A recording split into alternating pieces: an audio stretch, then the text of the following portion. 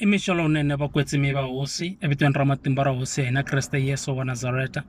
Ni rhandza ku lava ku ta tsundzuxa katsongo na le ka mixo wa siku ni nga pfulanga verse kambe ni na ku pfumela leswaku message lowu Xikwembu xi nga ni khomisa wona mixo lowu wu nga tshika wu ya pfuna laya na laya. Swi hi pfuna yini ku va ni hi tshama hi vula masiku hinkwawo hi ku hi ponisiwile hi vakreste, hi vatirheli va mfumo wa tilo, hi vaxumayeli va vhangeli, kambe hi nga endli hi laha Kreste Yesu a tsakaka hi mitirho ya hina hakona.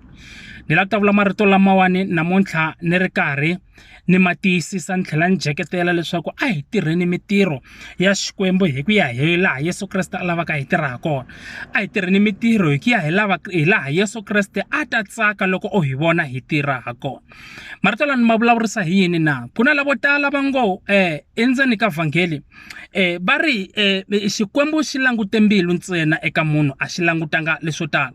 Va ya khumba na timhaka ta mambalelo va ku Xikwembu a xi lavi swimbalo kambe xi lava mbilu. A hi yeneni hi ya dyondza, ni lava ku ya ni ya dyondzisanyana katsongo eka timhaka leti. I ntiyiso loko hi ya eBhayibhelini a hi kumi laha Bhayibheli yi vulavulaka hi mambalelo ku vanhu a va mbarisi ku yini, kambe mhakankulu hileswaku loko hi ya languta timhaka ta ntirho wa Xikwembu, let's move hi languta the word of God, rito ra Xikwembu ku nga Bhayibheli, ku nga rona our constitution, ku nga rona ri hi kombaka ndlela loko hi karhi hi famba endleleni. Rito ra Xikwembu hi rona ri nga yima ri hi gayidaka. Now a hi tlheleni hi ya languta eka mindyangu leyi humaka ka yona, kumbe eka ti-communities leti humaka eka tona, kumbe eka ti-culture leti humaka eka tona. Vhangeli loko yi fika hi nga swi balekela leswaku vhangeli, the very same Bible leyi hi tirhisaka hi leyi tirhisiwaka e-United States, hi leyi tirhisiwaka e-Europe, hi leyi tirhisiwaka matiko hinkwawo. Now xivutiso i ku culture ya wena yi ri yini na? Leswi xiximekaka eka culture ya wena hi leswa njhani na? Like for an example, hi ya nghena ekerekeni hi rhanga hi ku kuma timintsu ekaya, ku xixima hi ku dyondza kaya, ku mambalele hi dyondza kaya. Hi tlhela hi dyondzisiwa ku loko hi mbala mambalele lama ma ta hi affecta kwini kumbe ma kahle kwini. Now loko hi ri endzeni ka ntirho wa Xikwembu, vanhu va tirhisa leswi ngo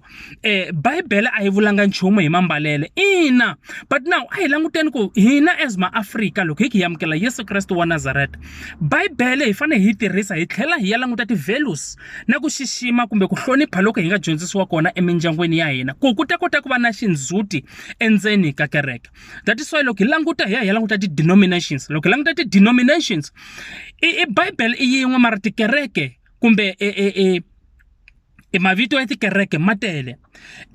Kereke yin'wana na yin'wanyani ya create a doctrine endzeni ka kereke leyi yi tsakelaka ku kereke yi raniwa hi yona.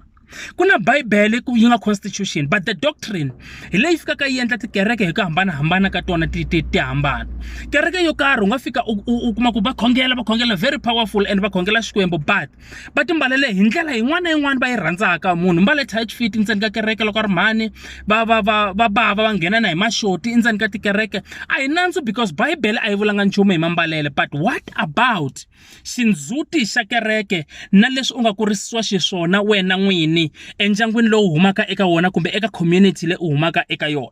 Na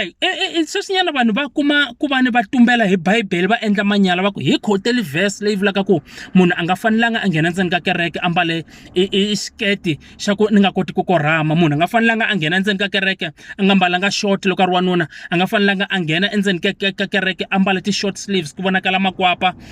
Leswi a swi kona eBhayibheleni mara hi maxaka a hi tsundzukeni ku loko ku ri ku munhu i ta xixima mamazala na pavazala ambala kahle loko va ri kona, a tsandzeka ku ya xixima awara yin'we ntsena kumbe timbirhi leti a nga le ndzeni ka ndhawu yo kwetsima ya Xikwembu. Xikwembu xi vulavula marito man'wana ka Muxe, xi ri Muxe ndhawu leyi u nga ka yona yi kwetsimini, hluvula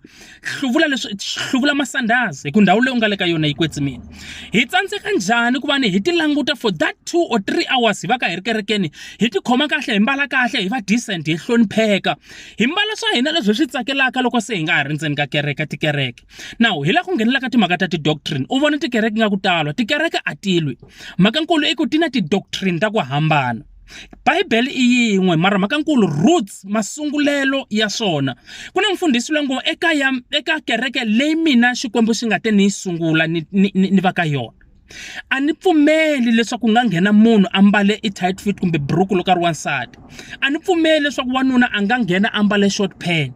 a ni pfumeli leswaku nghena wanuna kumbe wa ku vana a nga hloniphekanga hikuva hi le ku akeni ka mindyangu ya mundzuku hi na Sunday school leyi lavaka ku vona swikombiso swa kahle endzeni ka kereke hi na youth leyi lavaka ku aka mindyangu ya ku saseka yi hlonipheka mara loko ku ri hi ku ta va na vabava kumbe vamhaki lava taka va nga hloniphekanga endzeni ka kereke swi byala xindzhuti xa njhani endzeni ka kereke na ni la ku ta vulavula timhaka letiwa namuntlha ni mixo ni ti kongomisa kahle ku a hi yali a hi khongeleni xikwembu tanihiloko xikwembu xi langute mbilu but what about ku hlonipheka kumbe ku xiximeka kumbe ku languteka kahle endzeni ka community endzeni ka kereke u xikombiso xa njhani emphakathini u xikombiso xa njhani evanhwini na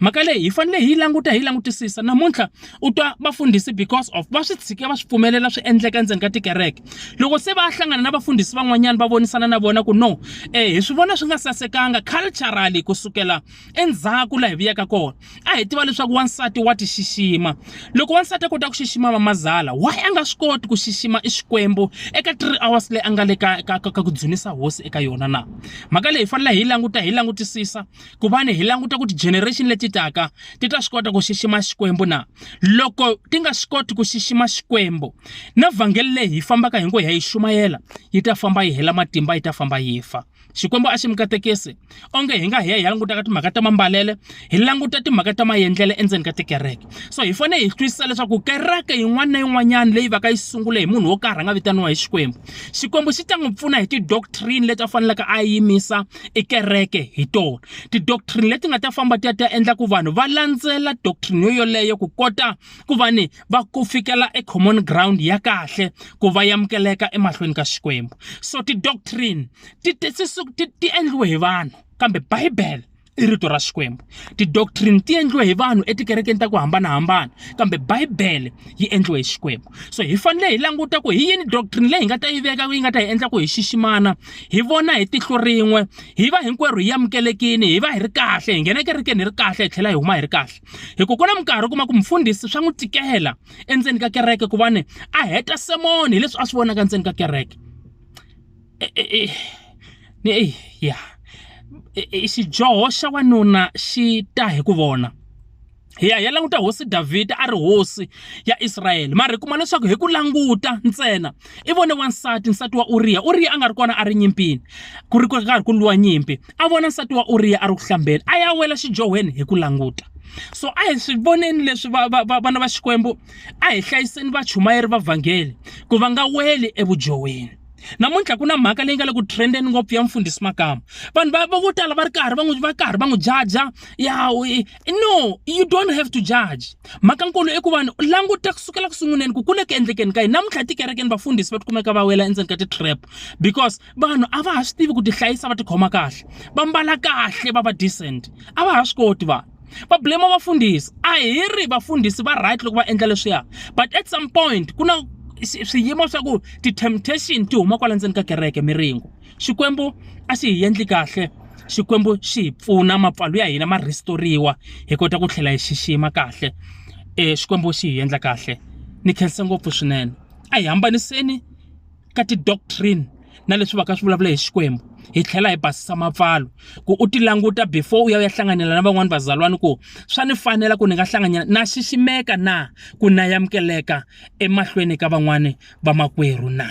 hi ku hi ya khongela Xikwembu loko hi khongela Xikwembu hinkwerhu hi fanele hi va hi titwa hi ri kahle hi nga offendani mambalelo hi nga offendani maendlelo ndzeni ka kereke that is why the doctrine they are very very powerful and very good ku va ni ti kota ku kereke hi kota ku rana kahle Xikwembu xi hi endla kahle hi swona